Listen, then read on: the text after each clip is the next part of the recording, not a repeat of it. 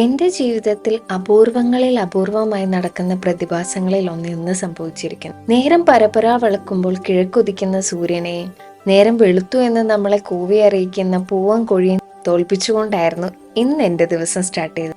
അതായത് മുതലാളി, ഞാൻ ഇന്ന് കുറച്ച് നേരത്തെ എഴുന്നേറ്റു. അയിനാണ് എന്തായാലും ഇത്രയും നേരത്തെ എഴുന്നേറ്റ് ഞാൻ വളരെ ഹാപ്പിയാണ്. അതുകൊണ്ട് തന്നെ എന്നത്തെയും പോലെ വളരെ ഹാപ്പിയോടെ welcome to our YouTube channel.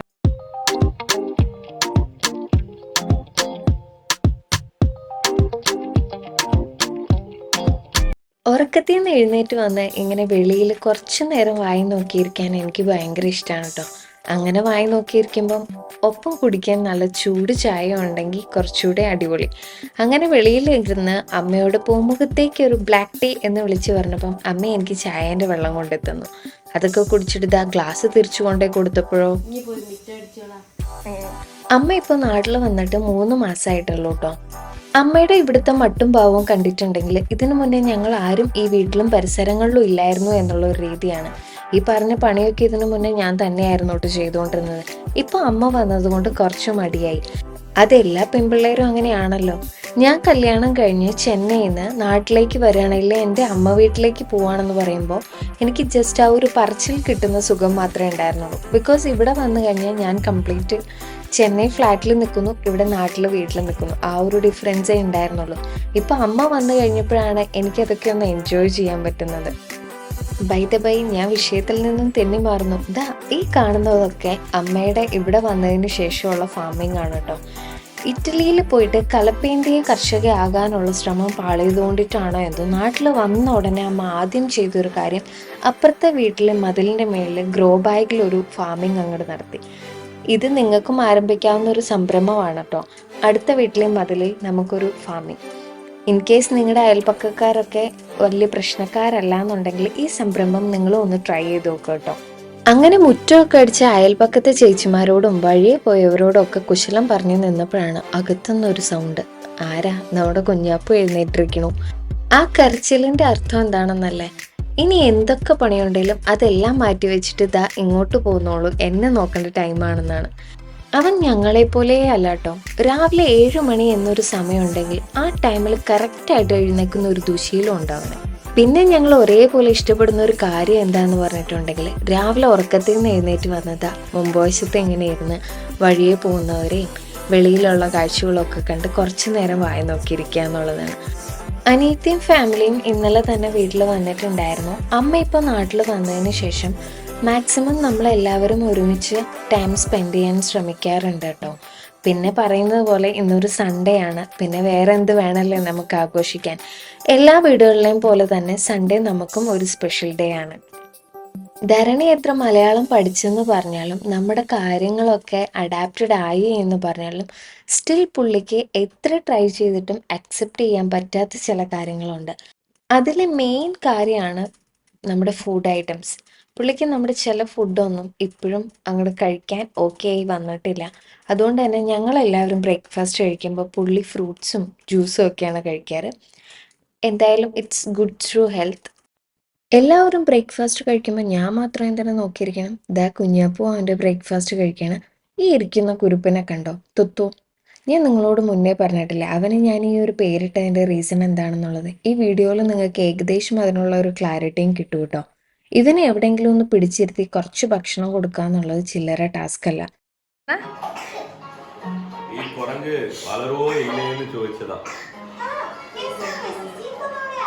ഈ കുരങ്ങാ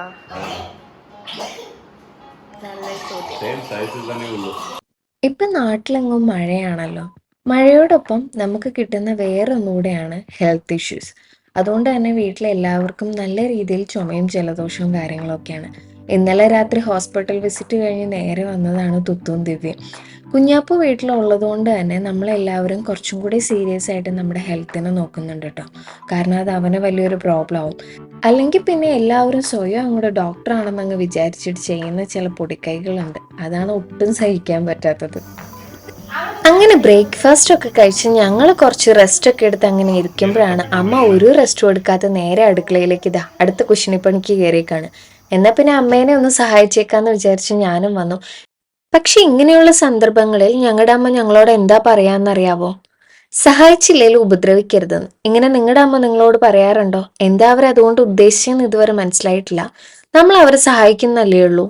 സ്പെഷ്യൽ ചിക്കൻ കറി, പിന്നെ നമ്മ ചക്കപ്പുഴുക്കോ, പിന്നെ ഞങ്ങള് ചക്കപ്പുഴുക്കും ചിക്കൻ കറിയും കഴിക്കും.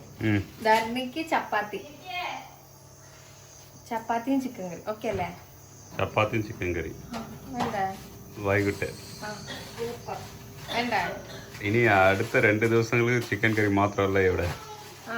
കുറച്ചാണോ നോക്കട്ടെ. എന്നാലും നിങ്ങൾ അത് ഒരുപാട് വെച്ച് കഴിക്കും. കുറച്ചെന്നുള്ളത് കൊണ്ടാക്കി കഴിയുമ്പോ എല്ലാവരും ഇല്ലേ നമ്മള്.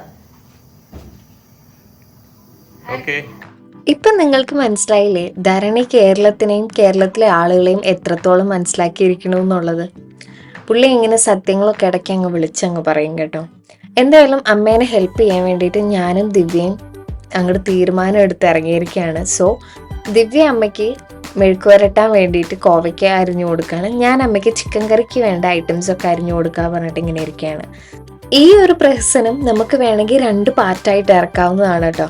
കാരണം അമ്മ ഉച്ചത്തേക്ക് ലഞ്ചിന് വേണ്ടിയിട്ടാണ് ഇതൊക്കെ പെട്ടെന്ന് അരിയാൻ പറഞ്ഞത്. ഞങ്ങൾ അരിഞ്ഞു വന്നപ്പോഴേക്കും അതൊരു ഈവനിങ് ആയിട്ടുണ്ടാവും. അതുകൊണ്ടിട്ടാണ് അമ്മ മുന്നേ പറഞ്ഞത് നിങ്ങൾ സഹായിച്ചില്ലേലും എൻ്റെ പൊന്നു മക്കളെ എന്നെ ഉപദ്രവിക്കരുതെന്നുള്ളത്. ഞങ്ങൾ അതൊന്നും അങ്ങോട്ട് മൈൻഡ് ചെയ്യാതെ അമ്മേനെ ഇന്ന് അങ്ങ് സഹായിച്ച് വീർപ്പ് മുട്ടിക്കാതെ ഞങ്ങൾ അങ്ങ് തീരുമാനിച്ചിറങ്ങിയിരിക്കുകയാണ്.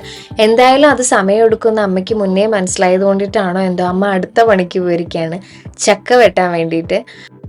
ചക്കയോടുള്ള പരിഭവം ഈ കൊല്ലത്തിൽ അങ്ങോട്ട് മാറിക്കിട്ടിട്ടോ. എന്താണെന്നല്ലേ, ഇത്തവണ ചക്ക പച്ചയായിട്ടും പഴമായിട്ടും മതിയാവോളം കഴിക്കാൻ കിട്ടിയിട്ടുണ്ടായിരുന്നു. അമ്മയുടെ ഏറ്റവും വലിയ വിഷമം, അയ്യോ ഞാൻ വരുമ്പോഴേക്കും ചക്കയൊക്കെ കഴിഞ്ഞു പോവോ, അല്ലെങ്കിൽ മഴയൊക്കെ സ്റ്റാർട്ട് ചെയ്തിട്ടുണ്ടെങ്കിൽ നമുക്ക് അങ്ങനെ അധികം കഴിക്കാൻ കിട്ടില്ല. പക്ഷെ ഇത്തവണ എന്താണോ ചക്ക കൊണ്ട് വീട്ടിൽ അഭിഷേകമായിരുന്നു. നമ്മുടെ വീട്ടിലിപ്പോൾ ഒരു കുഞ്ഞി തൈപ്ലാവ് ഉള്ളൂ കേട്ടോ. അപ്പം നിങ്ങൾ വിചാരിക്കും എവിടെ നിന്നാണ് ഈ ചക്ക എന്നല്ലേ. നിന്നെ പോലെ തന്നെ നിന്റെ അയൽക്കാരനെയും സ്നേഹിക്കുന്ന ഒരുപാട് അയൽക്കാർ നമുക്കിവിടെ ഉണ്ട്. അപ്പം അവിടുന്ന് കിട്ടിയതാണ് ഈ ചക്ക. എന്തായാലും അമ്മ കിട്ടിയ ചക്കയൊക്കെ ചീഞ്ഞ് മോശം ആവുന്നതിന് മുന്നേ അതെല്ലാം കറക്റ്റ് പാകത്തിലുള്ളപ്പോൾ തന്നെ ഒരുക്കി നമ്മുടെ മുന്നിൽ കൊണ്ടുവച്ച് തരും. അപ്പം നമ്മൾ വെറുതെ ഇരുന്നങ്ങ് കഴിച്ചാൽ മതി. എന്തൊരു സുഖമല്ലേ. പിന്നെ ഇവിടെ നടക്കുന്ന ഈ ബഹളങ്ങളിലൊന്നും യാതൊരു കർത്തവ്യവും വഹിക്കാത്ത ഒരാളാണ് നമ്മുടെ കുഞ്ഞാപ്പു. രാവിലെ ബ്രേക്ക്ഫാസ്റ്റ് ഒക്കെ കഴിച്ചിട്ട് ഞാനൊന്ന് പോയി കിടന്ന് ഉറങ്ങിയിട്ട് വരാമെന്ന് പറഞ്ഞ് പോയ ആളാണ് കേട്ടോ. അങ്ങനെ ആളിപ്പോൾ എഴുന്നേറ്റിട്ടുണ്ട് കേട്ടോ. ഉറക്കത്തിൽ നിന്ന് എഴുന്നേറ്റ് വന്നിട്ടുണ്ടെങ്കിൽ നമ്മളൊന്ന് പുള്ളീനെ ചില്ല് ചെയ്യിപ്പിക്കണം. അതാണ് പുള്ളിയുടെ മെയിൻ പരിപാടി. അങ്ങനെ കുറച്ചു നേരം അവൻ്റെ കൂടെ ടൈമൊക്കെ സ്പെൻഡ് ചെയ്ത് തരുന്നപ്പോഴേക്കും അമ്മ നല്ല അടിപൊളി ലഞ്ച് റെഡി ആക്കിയിട്ടുണ്ടായിരുന്നു. നല്ല എരിവുള്ള നാടൻ ചിക്കൻ കറിയും കോവയ്ക്ക മെഴുക്ക് വരട്ടിയും ഒപ്പം തന്നെ കുറച്ച് ഭംഗിക്ക് മാങ്ങ അച്ചാറും പപ്പടവും തൈരുമുളക് വറുത്തതും. ഇത്രയും വിഭവസമൃദ്ധമായ ലഞ്ചൊക്കെ കഴിച്ചിട്ട് ഒരു ഉച്ചയുറക്കം ആരാണ് ആഗ്രഹിക്കാത്തത്? ബാറ്റിങ്ങിനിടെ റൺഔട്ട് ആകുന്നത് പോലെ.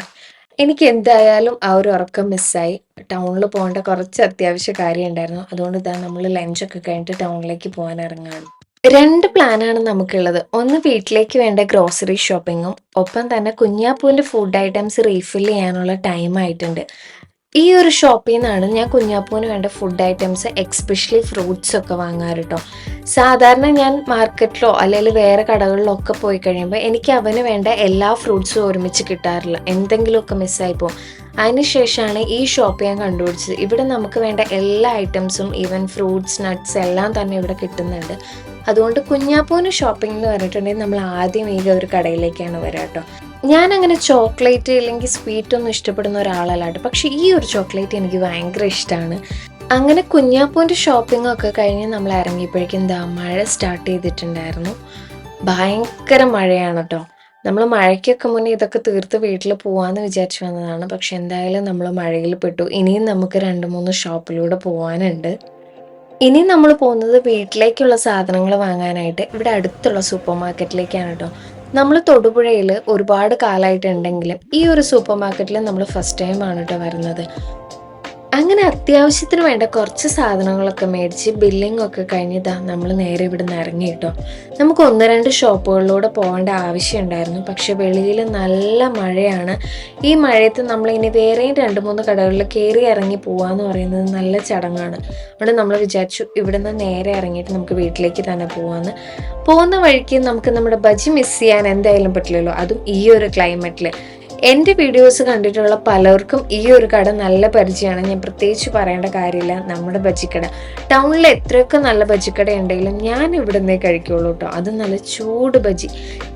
ഞാൻ നനഞ്ഞാലും ബജി നനയരുതെന്ന് എനിക്ക് നിർബന്ധമായിരുന്നു. അതുകൊണ്ട് ഞാൻ അത്ര കെയർഫുള്ളായിട്ടാണ് അത് വാങ്ങിച്ചുകൊണ്ട് വന്നത്. അങ്ങനെ ഇതാ നമ്മൾ വീടെത്തി. പക്ഷെ മഴ എപ്പോഴും വെളിയിൽ തകർത്ത് പെയ്തുകൊണ്ടിരിക്കുകയാണ് കേട്ടോ.